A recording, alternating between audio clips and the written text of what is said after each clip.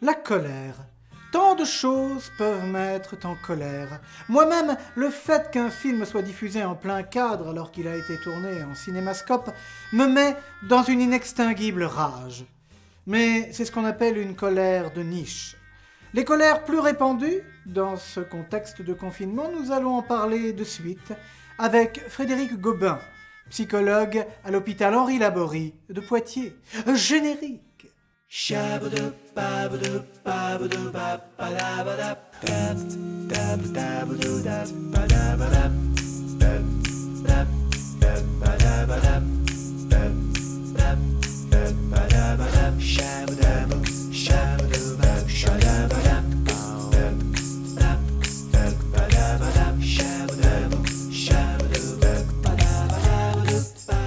Comment se fait-il que l'on ressente de la colère en période de confinement ? Actuellement, il y a beaucoup de situations qui provoquent de la tension et aussi de la fatigue. Et tout cela crée de l'agressivité, de la colère que l'on a envie de décharger. Et ça crée un peu un effet boule de neige, parce que plus on est agressif, plus les gens en face vont nous répondre de manière agressive et on va se retrouver débordé par de la colère et de l'agressivité. Or, cette colère, cette agressivité, elle est en lien avec un sentiment de frustration, c'est-à-dire la tension due à l'insatisfaction de ne pas pouvoir réaliser ce que l'on a envie, nos désirs, et à la rencontre avec ce qui nous limite. Or, le contexte actuel crée beaucoup de limites. Ça crée donc beaucoup d'agressivité, de colère et de frustration. La colère, même Jules César l'a ressentie quand il voyait son fils Brutus jouer avec des armes blanches. Il faut dire que les Romains aimaient bien se mettre en colère, c'était un peu une mode chez eux. La preuve en images.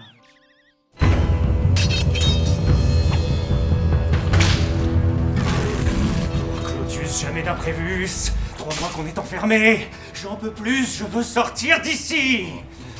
Moi, je suis pas pressé de retourner dans l'arène pour combattre ce Caius Coronavirus. J'ai pas peur de lui.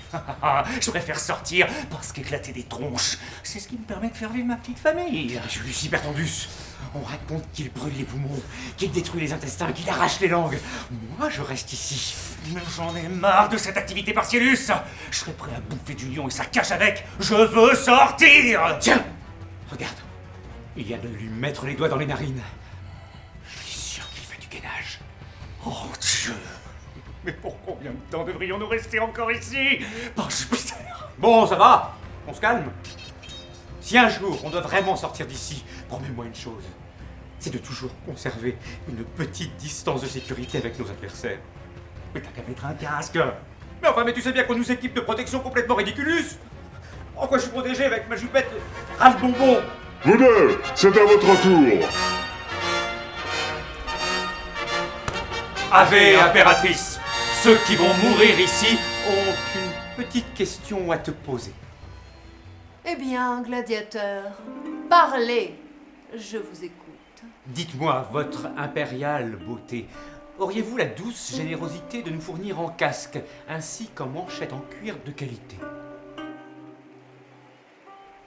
Vous ne voulez pas sans cesse taire, c'est un dieu Mars tant que vous y êtes. Ça suffit. Retournez au combat. Impératrice, je vous conseillerais de descendre dans l'arène de temps en temps pour voir ce qui s'y passe, et notamment dans l'infirmerie, et vous pourrez constater par vous-même qu'il n'y a pas assez de lits pour les blessés. Quelle arrogance. Garde, qu'on les enferme à nouveau. Quoi? Je veux pouvoir briser des os. Je veux sentir l'odeur de la sueur et du sang. M'exprimer artistiquement, quoi. Eh bien, gladiateur, vous vous exprimerez artistiquement sur votre codétenu.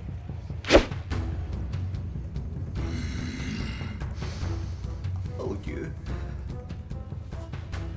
En fait, cette colère, elle est quand même un peu infantile. Non, elle n'est pas vraiment infantile, mais par contre, c'est le signal de la tension et de la difficulté à trouver un sens à ce qui nous arrive. Et c'est peut-être un peu là la solution. Ça va être important de comprendre les raisons de ce qui nous est imposé, des limites que l'on doit suivre pour essayer de tempérer ce sentiment de colère et d'injustice, de trouver un sens au compromis que l'on doit faire entre ce que l'on a envie au moment où on a envie et le bien commun pour tout le monde qui est important. Donc, ça permet de mettre en perspective. Il faut donc accepter qu'il va y avoir des limites, des frustrations à vivre, il va falloir faire avec. Il faut aussi tenter d'être bienveillants les uns envers les autres pour essayer un peu de casser cet effet boule de neige de l'agressivité qui répond à l'agressivité. Et peut-être essayer de se projeter sur après, réfléchir à ce que l'on ne peut pas faire maintenant mais que l'on pourra faire après, de ce qui nous fait envie et que comme ça l'attente ne sera peut-être pas trop difficile et on pourra se projeter sur des choses plus agréables par la suite. Merci pour cette réponse. Nos spectateurs vont être fous de colère si je leur dis que c'est la fin de notre petite intervention. Si elle vous a plu, n'hésitez pas à regarder les autres. Prenez soin de vous, mais surtout de moi. Et confinement vôtre.